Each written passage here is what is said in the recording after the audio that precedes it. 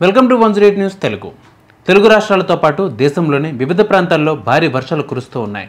రానున్న 5 రోజులు పలు రాష్ట్రాల్లో భారీ నుంచి అతి భారీ వర్షాలు కురుస్తాయని వాతావరణ శాఖ హెచ్చరించింది. మరొకవైపు 2 రోజులుగా కర్ణాటకలో భారీ వర్షం కురుస్తోంది. ఆదివారం బెంగళూరు నగరంలో ఈ సీజన్లోనే అతిపెద్ద వర్షపాతం నమోదైంది. దీనితో రోడ్లన్నీ చెరువులను తలపిస్తున్నాయి. ఈ క్రమంలో సహాయక చర్యలను పరిశీలించేందుకు వరద నీటిలోని ఎమ్మెల్యే జేసీబీపై వెళ్లారు. దీనికి సంబంధించిన వీడియో సోషల్ మీడియాలో వైరల్గా మారింది.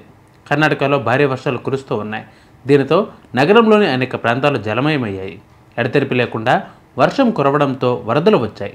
మాన్యత్ టెక్ పార్క్, హంపీనగర్, కాటన్పేట్, అంజనాపుర, బంగాలకుంటే, జిక్కూర్, హెరామావు, చెట్టహల్లి, విశ్వేశ్వరపుర, విద్యాపేట, హెమ్మెగపుర, సిల్క్ బోర్డులో ప్రాంతాలు నీట మునిగాయి.